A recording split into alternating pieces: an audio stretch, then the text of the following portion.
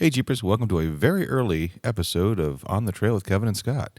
This is going to be show 115, coming to you 10 days early for several reasons. First off, Mickey Thompson reached out to us and wanted to talk tires. And of course, we thought that might be something you guys want to hear, plus their new product announcement they have.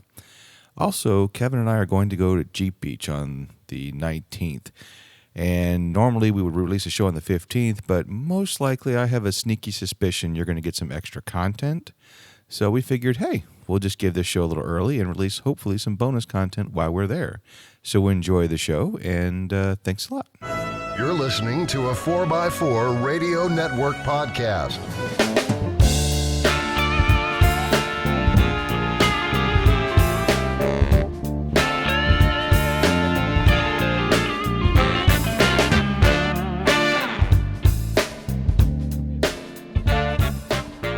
Started? Why not? Okay. Hey, Jeepers and Jeepettes.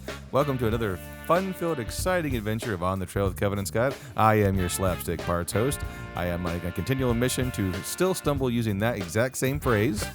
It will never stop, to let you know I'm alive. I am the one vigorously putting quarters in a cell phone and my headset and not having the microphone going up my nose.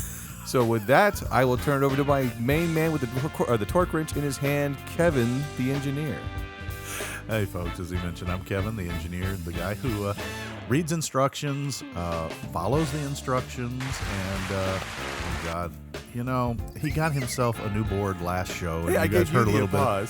He is now got sound effects at his fingertips and abuses them regularly. So I send any snide comments or even good comments to Scott, not me. I'm not controlling the board and the background noises.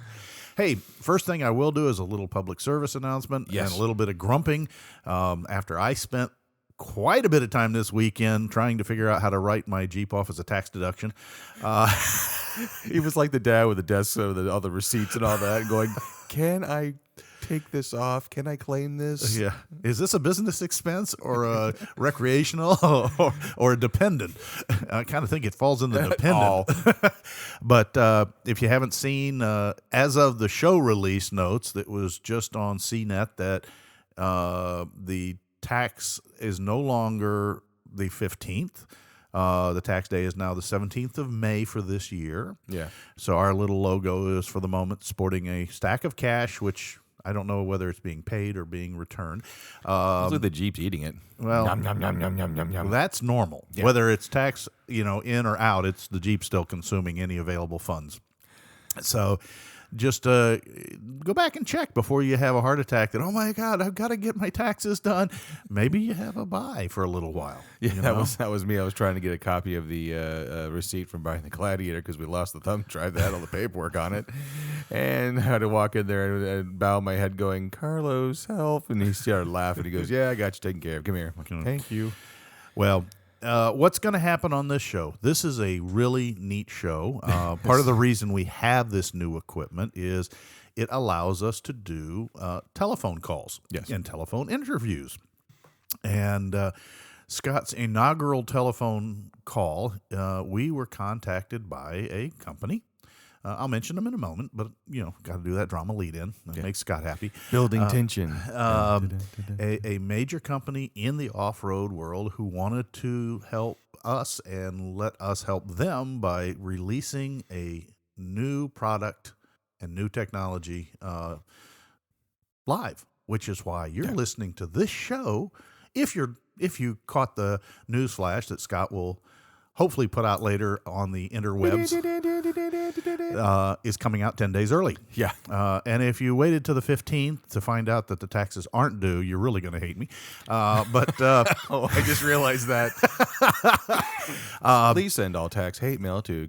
Yes, but we're going to cut away here for a minute, if so to speak, to let Scott dial up the phone and connect this new Techno Marvel board.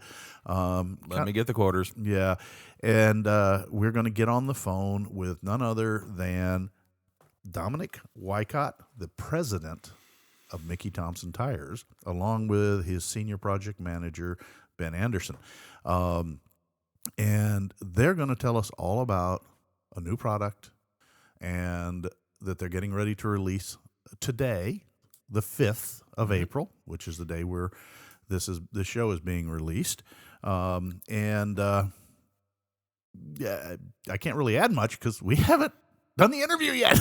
Exactly. Kind of exciting if you haven't figured it out. Yeah.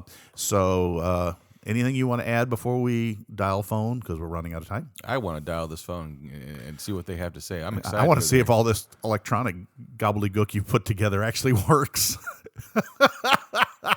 Looks, as I've always said several times, looks like Darth Vader's bathroom. So Toot, toot. anyway, let's dial the phone. All right.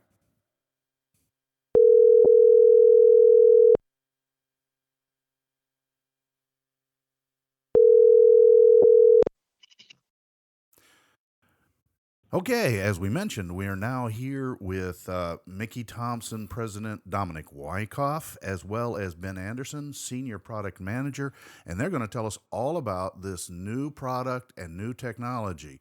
Welcome, Dominic and Ben, to On the Trail with Kevin and Scott. Thank you. It's great to be here. Awesome. So this is really cool. We love talking to suppliers, manufacturers, fabricators, people who support the off-road and Jeep business directly. So I can't tell you what an honor it is. I've used your products and still do. And so this is really exciting to talk to you guys directly. What have you got for us? Yeah, really, we have a brand new product that's going to launch and drop to the market on April 5th. And we just really wanted to take this opportunity to get in front of as many listeners to kind of walk them through and what's new about it and what's the reason to be excited. And Ben's really the one that's going to walk everybody through. And I'm just here to make sure I get out of the way. Well, we know that style quite a bit here. Although we make more fun out of tripping over each other's feet than being clear and concise. But I think in this case we'll make an exception for Ben. Ben, welcome to the show.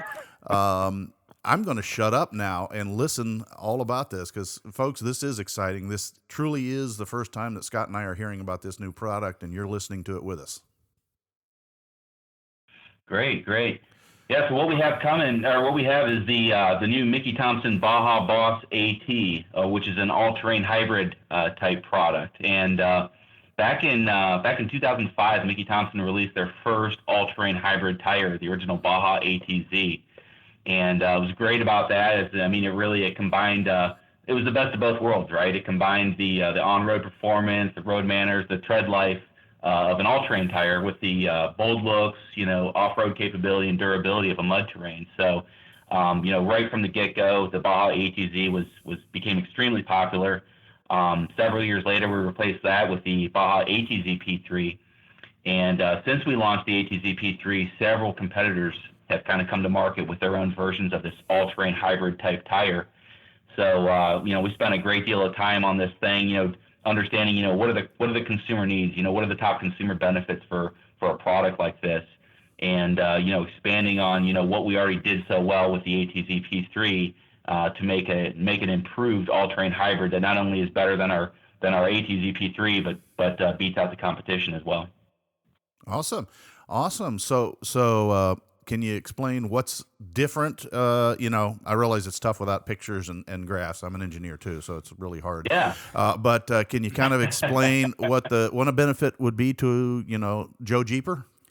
Yeah, like basically, if I'm on the fence between a mud tire and a street tire, what would be the difference between, what would this tire benefit between a giant lugs and our street? You know what I mean? Sorry.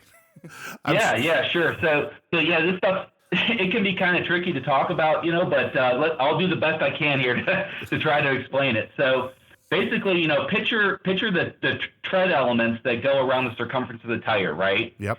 Now, with maybe a traditional all-terrain, you may have something like 56 tread elements, whereas maybe with a traditional mud terrain, maybe you have like 40, 44, something like that. Mm-hmm. Well, with this particular product, we actually have about 48 that go around the circumference. So it's kind of like right in the middle there, right? Okay. So the tread lug count going around the circumference, kind of right in the middle. And then when you look at a traditional all-terrain, a lot of times they'll have like 5 lugs going across the face of the tread, mm-hmm. whereas with a mud terrain, a lot of times you'll have 4. This has got 4 lugs going across the face of the tread. And The other part of that, so there's the tread lug count. So that's kind of like the first part, right? So this kind of falls right in the middle between a traditional AT and a mud terrain. And then there's also the tread to void ratio. Okay. Right.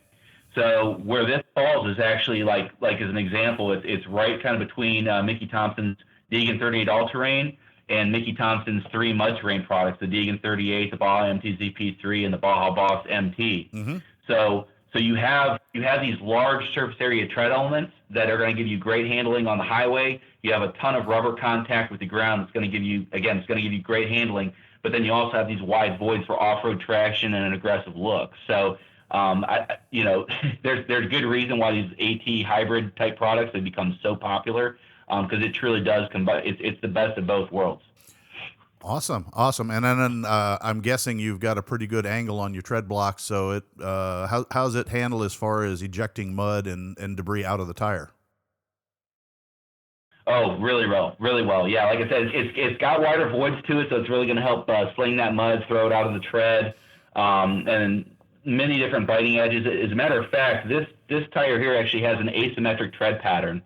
So like our Baja Boss MT, the tread pattern is asymmetric. So it's not directional, it's asymmetric. So we have these big, massive elements on the outside that's going to give you really good stability on the highway. But then when you move inboard, there's actually twice as many elements on the inboard intermediate strip compared to the outboard intermediate strip. So that, again, that's going to give you additional biting edges. That's going to give you good off-road traction. But it's also going to help, the way we have it distributed, it's going to help quiet this thing down, and it's also going to help give it a really, really nice boost in all-weather performance. Awesome. And I know that, all-weather performance it's not the top thing on everybody's list, but certainly, as we know, you can be any part of the country and encounter some severe weather from time to time. So it's good to know that you're going to have that all-weather performance capability when you need it. Okay. As a matter of fact, all sizes 1250, 315 and narrower in this Baja Boss AT are actually 3 Peak Mountain Snowflake certified. Oh, I was going to ask that question. That's awesome. Yep. Yeah. That's awesome. Yeah, that's the first time we've had a tire with that certification, so we're really excited about it. Oh, that's great. Hey, one other question from those of us down here in the liquid snow variety land. How's the water handling? Oh, it's great. It's great. That was actually one of the strongest things with the Baja ATZ P3 was the wet performance, the wet handling, wet braking capability. And a feature that you'll see pretty often in premium UHP tires and even some of the premium all-terrain tires is silica usage in the tread. Mm-hmm. And Mickey Thompson, we actually, in our premium all-terrain and mud terrains, we use silica reinforced tread compounds. Okay. That's going to be something you're going to see very infrequently used with an all-terrain hybrid or a mud terrain. It's kind of a premium component, but it's going to yield some really nice performance benefits. And again, it's going to give you great wet handling, great wet braking characteristics. And this thing it's a rock star when it comes to that. Okay, because what I'm looking at is those of us in the Jeep world, particularly the ones running around in the Wranglers, in my case, the TJ, the small ones, I'm very lightweight, and that tends to be a problem. Yeah. Without a lot of pressure to keep the tread down and push water out, I'm always looking for that tire that's got good water ejection capabilities, because here in Florida, it's very, very common for us to get rainfalls and have an inch and a half of water on the road. I do slow down for it, but hydroplaning is a big deal. And the same thing, to hear that a tire can handle that as well as go up into, say Pennsylvania, Ohio, and that region. I would assume, being in Ohio, you're fairly familiar with that white version of water that falls on the ground and hangs around for a while, huh? Oh, yeah. we get it all up here, that's for sure. Oh, so how about... Kevin, if I could add Sure. this too. Go ahead. Kevin, what I was going to make sure that I point out is, we don't view ourselves as a tire company. We view ourselves as a traction company. And the degree of traction that you want is going to determine which product you select in our portfolio. But it's really important that we make sure that we hammer that home. This is about traction, and that's what we pride ourselves on. That's awesome. That was actually a question Absolutely. I had for our new listeners that we have. They're just getting into the Jeep world and off-road community. When you mentioned the 3 Mountain Peak and Snowflake, what is that for our listeners who wouldn't know what that means? What does that mean exactly? Yeah, the tire is severe snow service rated. For traction. Basically, it's a traction test. It's a winter traction test, and it's been one of those ones that it was a goal. It was one of the top consumer. Yeah, excuse me. One of the top consumer benefits for this product is severe weather traction, and we nailed it with this thing. It's a test that we have to perform with the product, and our goal was to meet it. And not only did we meet it, but we beat it significantly. And we're actually gearing up to test our 1350 and 1550 sizes in this line as well, to see how they do with the severe weather traction. If we're able to get it on every size, that'd be absolutely awesome to have Three-Peak Mountain Snowflake on a 1550 wide tire. Yeah, we'll see, but like I said, it's a beast in the winter conditions, that's for sure. Hey Scott, I'll chime in on that. Okay. The Three-Peak Snowflake, I can't even say it too quickly, came about as a determination on roads in the north where chains were required. And it came out as this tire doesn't need chain. It will get you through the material, the snow and severe weather without chains. Okay. So that's basically where it came from. Was in the old days, you used to have the narrower treads and narrower tires, and you'd have a lot of accidents. And so you had certain roads that after a certain time or with a certain number of inches of snowfall, you were not allowed on that road without chains. And if you were caught on it, you could actually lose your license if enough. So the tire was developed by the rating. The rating was developed in accordance with manufacturers who said, look, I can make a tire. Back then it was a snow tire that can do this, And it first came out, correct me if I'm wrong, guys, I believe it was when we first came out with studded snow tires, they could actually be with studs rated not needing chains. And so that's kind of where it grew out of. Okay. So, sorry. Yeah, so we actually, a number of years ago, we actually looked at doing a Mickey Thompson, like a dedicated winter tire.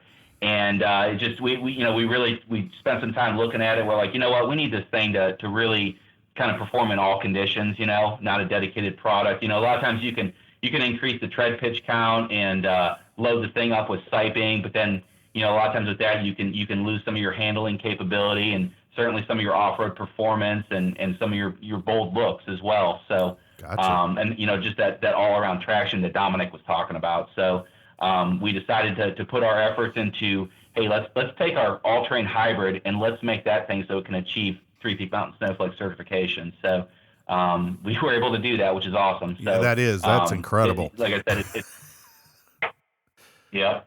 So, hey, Scott had another question for you. Well, actually, basically, when it comes to Jeeps, a lot of times we're putting like D and E range tires on our Jeeps because they look cool. What low ranges and sizes are you guys going to offer in these things? So this is kind of one of the cool things about Mickey, what we started doing a few years back, where a lot of our competitors will they'll throw just throw a load range G or throw load range F on their sizes and expect everyone under the sun to run them on their applications. For several of our performance, like the popular performance aftermarket sizes, like your 33 12 50 17, 35 12 50 17, 33 12 50 18, 35 12 50 18, etc. What we've done is we've actually created two versions of basically the same size. Mm-hmm. So we'll offer a flotation version that has a lower load on purpose for these lighter duty applications like the Jeeps, the half tons, Tacomas and stuff, etc. And then we'll offer a LT metric version that has an increased load. Basically, the two will have nearly identical dimensions, but the one carcass is kind of built to handle load carrying capacity, whereas the other one is built maybe for a little more flex, right? Reduced weight. So whether you're getting on that on-ramp in your TJ or whatever, or you're climbing over a rock, you have reduced weight tire. You're kind of freeing up some of the energy in that carcass, and you're allowing that thing to perform better than you would if you just threw like a big overbuilt tire on your rig. So just as an example, like our 33 12 50 18 carries a 118 load, mm-hmm. whereas our 305 60 18, which is essentially the same size tire, carries a 126 load, which is the highest load that any 3/4 ton or 1 ton truck comes with today. Wow. So again, one is geared more towards that lighter duty application, and then the other one's more geared towards like your 3/4 tons and your 1 ton. And that does not have anything to do with the durability of the product. All of our Baja Boss AT sizes feature our PowerPly XD construction, which is a little different than the other 3 plies on the market. Basically what we do is with a radial tire, basically your plies take the shortest path possible from one bead up over the sidewall, across the tread, down the sidewall to the next bead. They take the shortest path possible. Yep. Unlike a bias ply tire where the plies are actually laid in a cross pattern. They're much longer. Okay? Right. Yep. So what we've done is with our Power Ply 3-ply, we have 2 plies that take the shortest path possible from bead to bead, and then our third ply is actually laid on a biased angle. What that's going to do is that's really going to help with puncture resistance. That's going to help give you quicker reaction to steering inputs, and that's going to help give you more stability too. So, a lot of folks think that the Power Ply is just for off-road durability, but when you have your lifted, your leveled Jeep, pickup, whatever, and you're doing a lane change on the highway, when you've got that tall sidewall, you want that thing to react as, quicker, right? You don't want it to be super sluggish. So it's gonna help give you a crisper reaction, and then, more stability once you complete your maneuver as well. So, and then the Power Ply XD, that's actually taken Power Ply to the next step. It's actually got a 50% heavier denier third ply in it, which again is going to give you even more durability, even better controllability, and quicker reaction and more stability on the highway. So kind of a neat feature, something that's a little unique from our competition, but that's the Power Ply XD 3-ply sidewall construction. That's cool. You've really tried to kind of, to coin a phrase, stiffen the marshmallow a bit. Yeah. Yeah, no, I know I'm only running 33-inch tall tires on my TJ for that very reason. That if I went to 35s or larger, the handling was just unacceptable to me. Let's put it that way.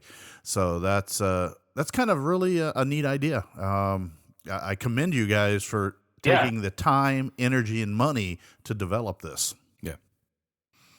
Yeah, the Jeep enthusiast is a huge part of our business, and we just couldn't follow the competition and just throw big loads on everything. We wanted to have sizes dedicated specifically for those Jeeps and those half tons out there to give the consumer a better experience. Like I said, quicker reaction. It's easier on your braking system, less wear and tear on your suspension components.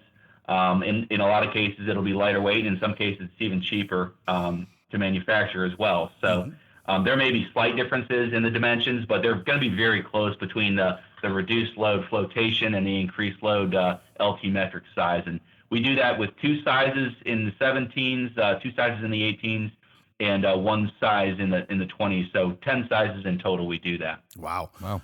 That's a lot of molds you have to fabricate.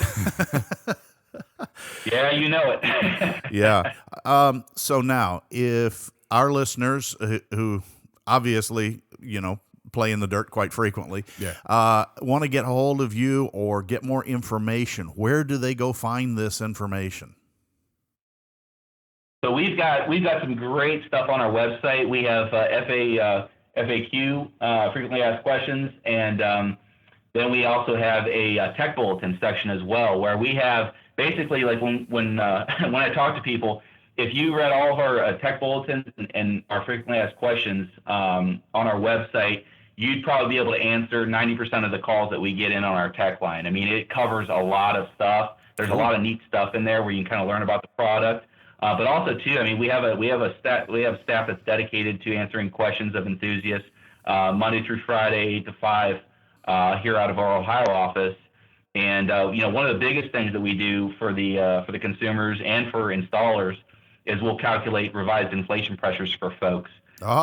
You can't expect that a 35 1250 is going to carry the same weight with the same pressure as like an OE, LT, 255 75 17 or whatever. So, what we ask is if you can provide your OE tire size, your OE inflation pressure, which is listed on your vehicle placard, like on your door jamb. Yep. And then tell us your new size.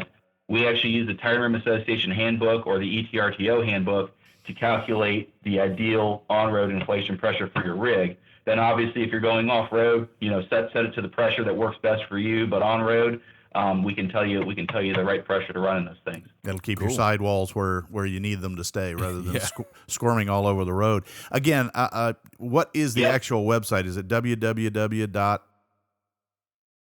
Yeah, MickeyThompsonTires.com. Okay, Mickey Thompson Tires. I wasn't sure about that.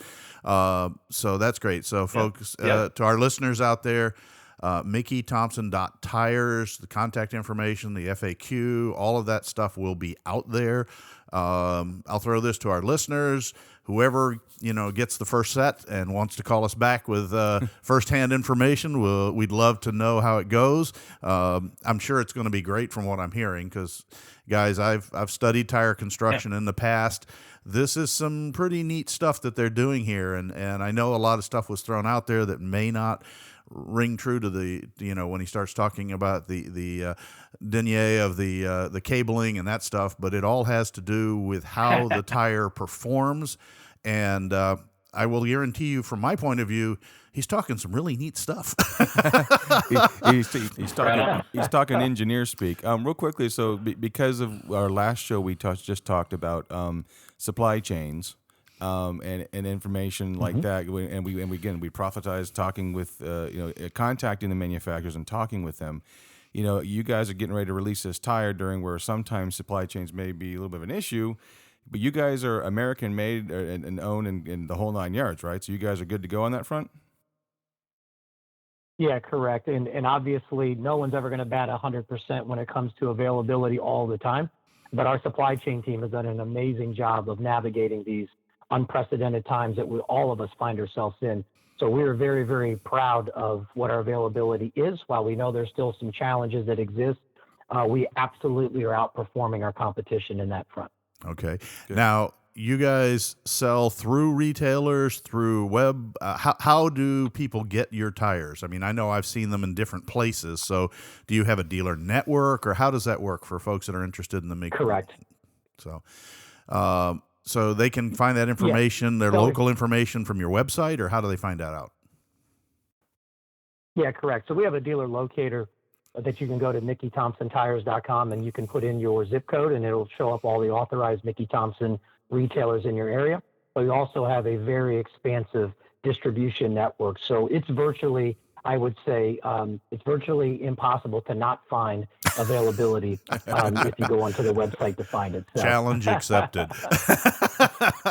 Yeah, exactly. Now, what I didn't say was the same day. No, I understand that. One of the things, because one of the things that we absolutely pride ourselves on is we're not an oversaturated brand. And we have been very selective on how we go to market and who we go to market with. And we think that that really preserves the integrity of the brand. And since 1963, we've taken that same approach to the market. Yeah. Well, that's awesome. And I know Scott can speak for being the front guy many, many, many times. The axe or the praise both fall on the guy who's handing you the product. Absolutely. I have one last technical question to throw back to Ben.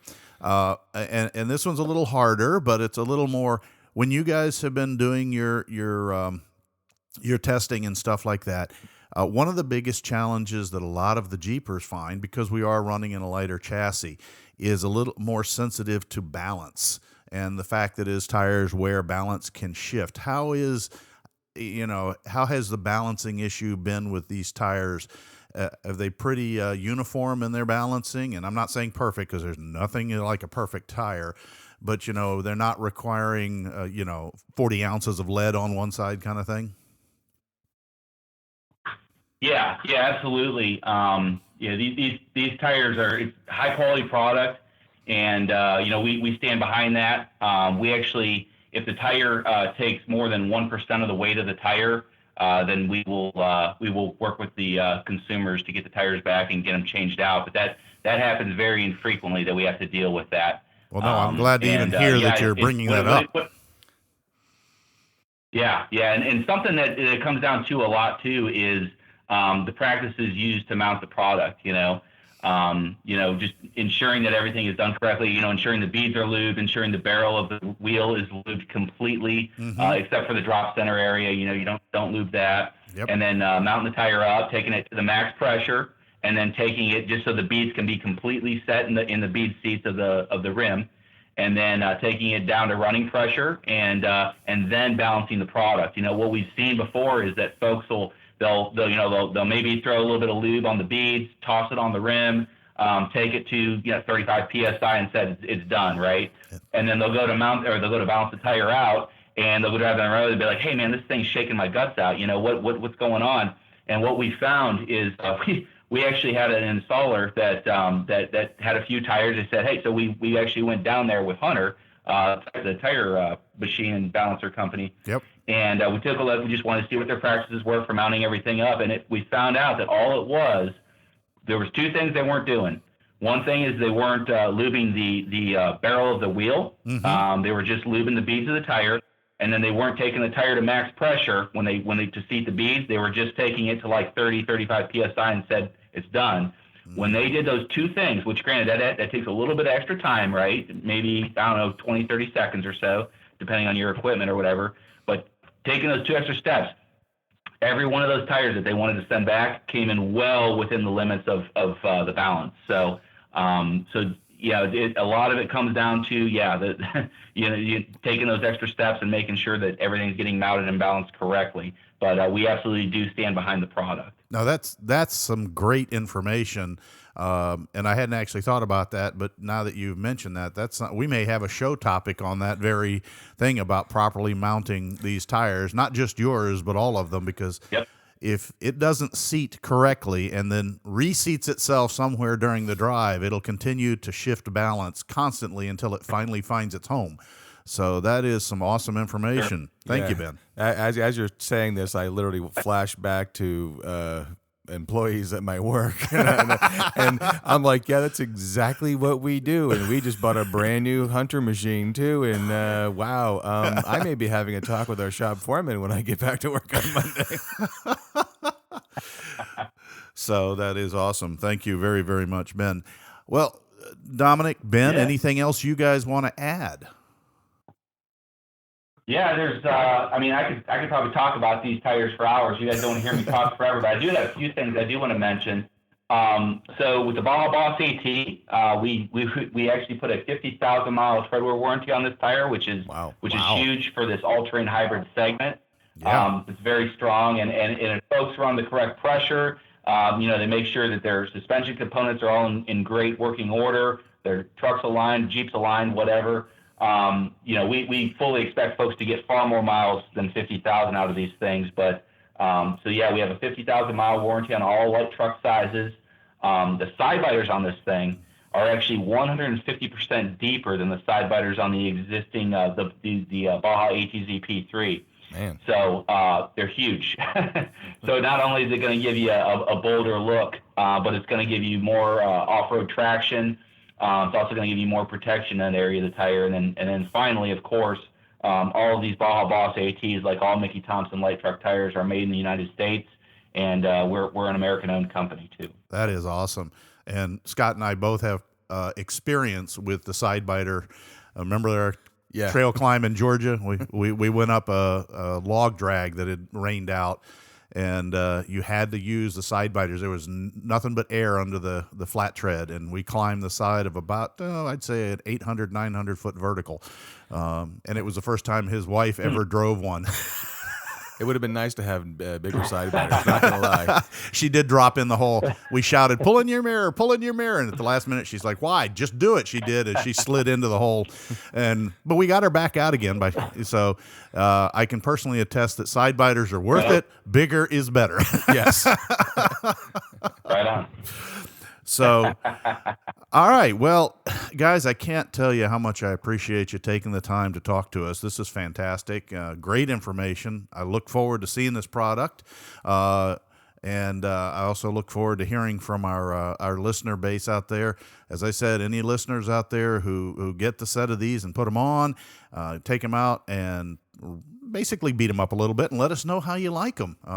Given my past product history with some of the Mickey Thompson products, I expect good news. Yeah, absolutely. All right. Well, great talking with you, fellas. Thank you so much. Thank you. Thank you again. And We will, of course, in the show notes, listeners, we will put the website information to Mickey Thompson and links, if we can, to the product page when it comes up. Since this is being released on the same day that this product is being released, expect a little backlog on the website access. I'm sure it'll be kind of busy. Or at least I hope so for Dominic and Ben's sake. As we always preach, patience. Patience is key, guys. All right, gentlemen. Thank you again. Hey, right on. Thank you, fellas, so much. All right. Thank you very, Sounds very great. much. Have a great weekend. You too. Take care. Bye.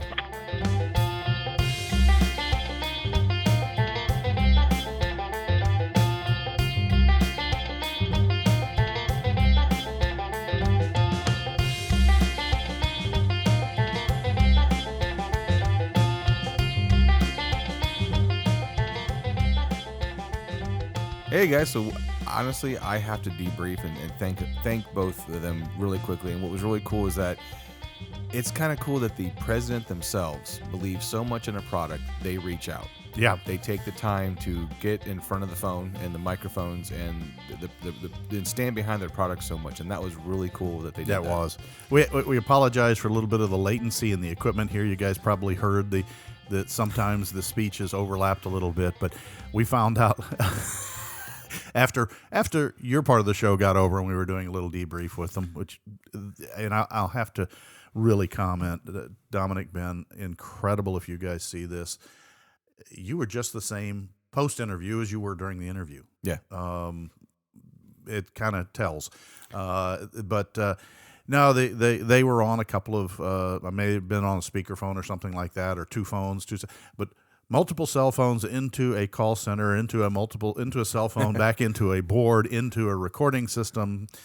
Yeah, I felt like part of the time I was watching one of those old Japanese movies where the mouth keeps running. Yeah. But the cool thing is the information's there. Oh, and wow. It sounded really good. And Wow. I'm actually really thoroughly impressed with not only the fact that they talked about they do the pressure chart for you. Yes, they will help you, if you want, figure out the correct running pressure for your specific vehicle. Yeah. And if you go back and listen and watch, if you're a Patreon, watch the video again or listen again to the podcast, pick up the pieces.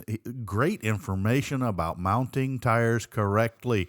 Yeah. I think we're going to do something. that. We're gonna go back to that again, because they found that a lot of problem with balancing has to do with the installation of the tire on the rim, not the tire construction, design, etc.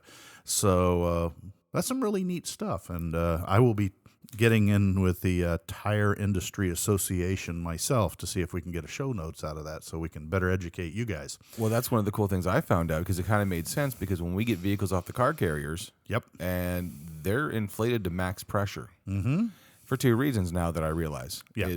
First reason is because they don't want a flat spot in the tire. Correct. And two, probably to make sure that bead is good and seated. Good and seated. So anyway, I think we need to do kind of a abbreviated run out to the garage, since this interview was really good. And what? No, I have the email. Oh, I just don't want to hold it next to the board in case it goes. okay. Well, go ahead and deal with your email. Well, no, you go. Yeah. Okay. Well, what Scott's talking about is the garage segment's going to be very brief. We have an email from a listener with a question, and why don't you go ahead and paraphrase? Well, I'll paraphrase it. Basically, Rich just is concerned, or he's looking at getting a new Jeep and looking at a 2021 JL 4-door, and was thinking about the Rubicon and 2.5 inch, 35 or 37 inch wheels and tires, and want to know if this would be great for daily driving. Would the Rubicon fit that bill? Well, you're going to know what my answer is going to be. Absolutely, get the Rubicon. Yes, that's Scott. And he asked about tire sizes, right? Yeah, 35 and 37s. And I've got to give you the honest technical answer that I can give at the moment. Yeah. Jeep and the JLs has been playing games with the axles. Yeah. All right. We know that the return of the Dana 30 and 35s in the non-Rubicon models, and the 44s have been modified.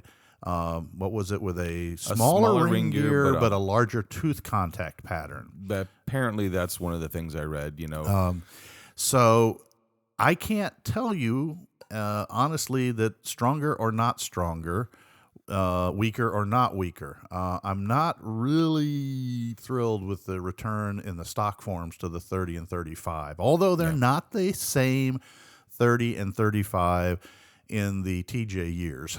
Yeah. But we are seeing, unfortunately, Jeep, if you're listening, after Jeeping with Judd, the local shops here have seen an enormous number of trashed front and rear gear sets. They did not stand up to trail very, very well. I don't know the particulars, so I can't tell you that it's a bad gear or not, or if it's the abuse the owners were giving. Yeah. But they are smaller, and so you got a very heavy vehicle. Yeah. Now, as far as 35s, they should be fine on Rubicon because Rubicon comes stock with 35s in many cases. Well, 33s, but it's I'm designed saying for 35s. the design for 35s. It's an optional. I know I've seen guys, or the dealerships are putting them on. Let me put it that way. Yeah, exactly. Yeah. So they should be good to 35s. 37s, I don't know. Yeah. Insufficient data at this point on the longevity of it.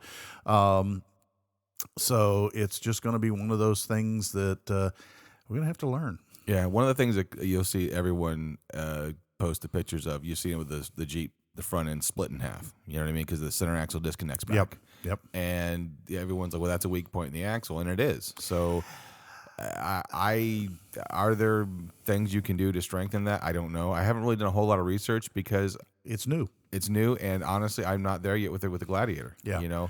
When I get to that point with the Gladiator, if I get to that point with the Gladiator, I'm going to do my research. But I walked in knowing it had a center axle disconnect. Mm-hmm. I walked in knowing that the Gladiator or the Rubicon comes with the wide track axles, which are stronger than the typical Rubicon on the JLs anyways. Mm-hmm. So what the difference is, I don't know exactly, but I'm still learning too. So by all means, the market hasn't taught us yet exactly what real world is, and I'm pretty sure the guys at Jeep Chrysler are watching the results pretty closely too. Yeah. And before you start flaming Chrysler for this, understand that the cost of a new JL and the cost of a Gladiator has gone up dramatically compared to what it cost to buy my TJ. And you guys are all screaming that you want it cheaper. They're trying to answer both questions or answer both challenges. I want my Jeep, but I want it cheap. And those two don't equal each other too often.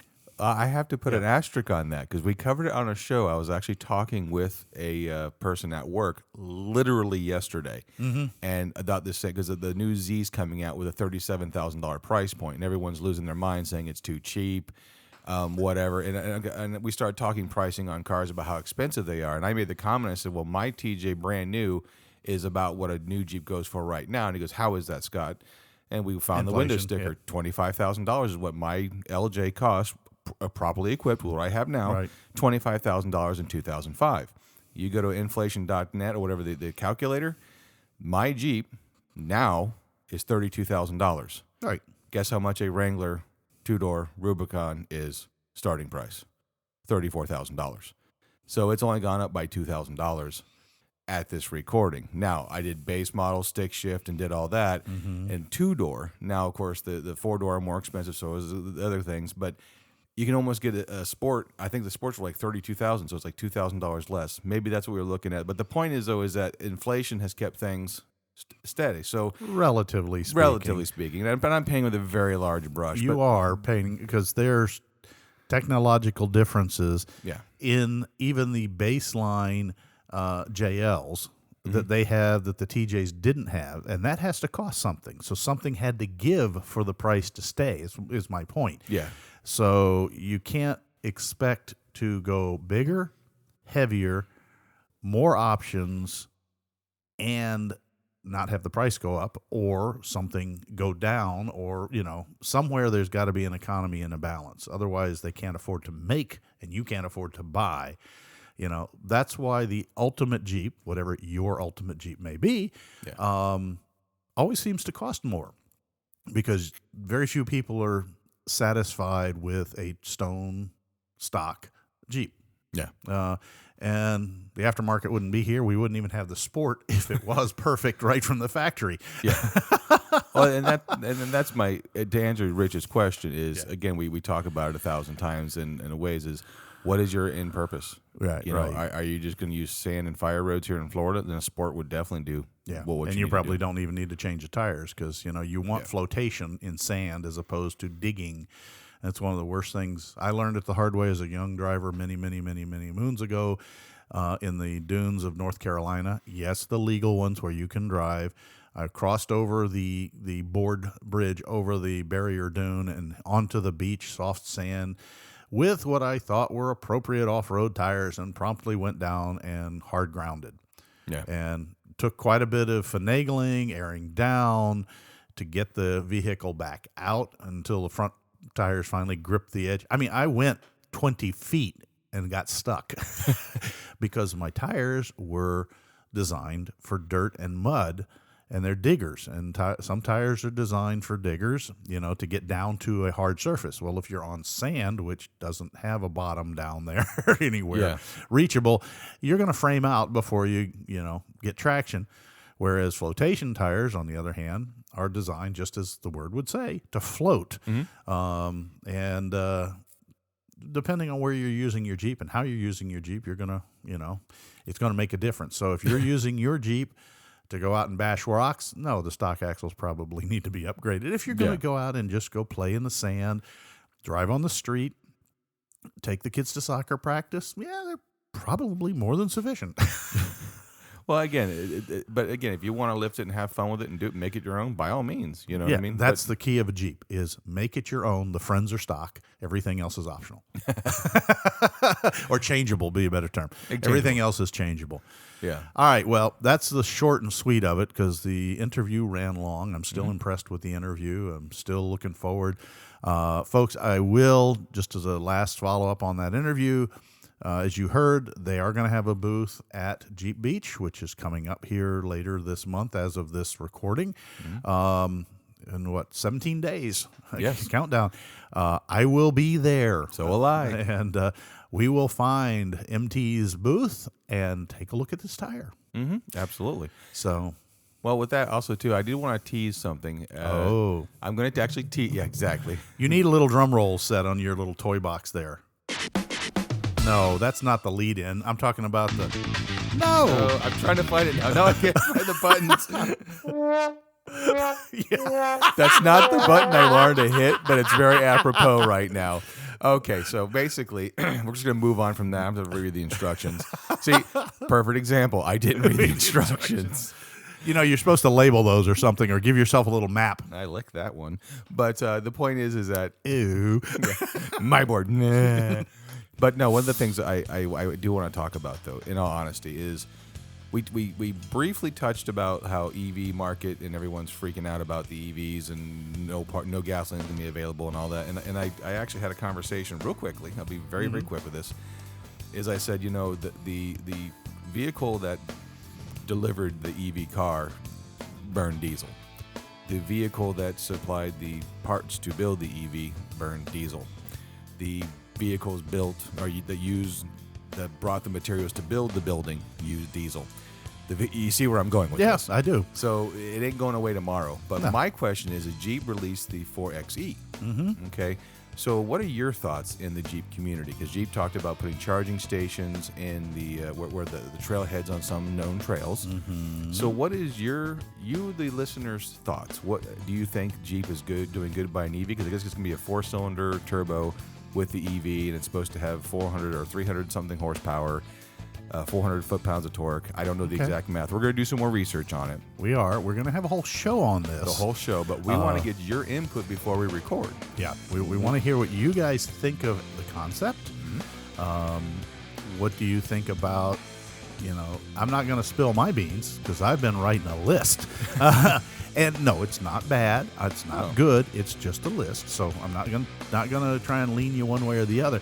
But what's your thoughts on it? Send us an email. Send us what are you all? Instagram. I don't know. All of your little Insta messages or Facegrams. Yeah. And let us know what you think. We'd love to have your input as well for the next show. Cool. And with that, it's time to lock hubs, put the Jeep in 4 low, and hit the trail. I got the slow clap. And make sure to take nothing but pictures, memories, and your trash when you leave the trail, because we want to keep these trails open for our children and our children's children. That's awesome, Scott. Why can I remember that but not the intro? I don't know. All right, folks, have a good one, and we will meet you on the trail somewhere in the future. Sounds like a plan. Bye. Proceeding has been provided for entertainment only. Proper service and repair procedures are vital to the safe, reliable operation of all motor vehicles, as well as personal safety of those performing those repairs. Standard safety procedures and precaution, including the use of safety goggles and proper tools and equipment, should be followed at all times to eliminate the possibility of personal injury or improper service which could damage the vehicle or compromise its safety. What he said. Thanks a lot for listening, guys. You guys have a great day. Bye.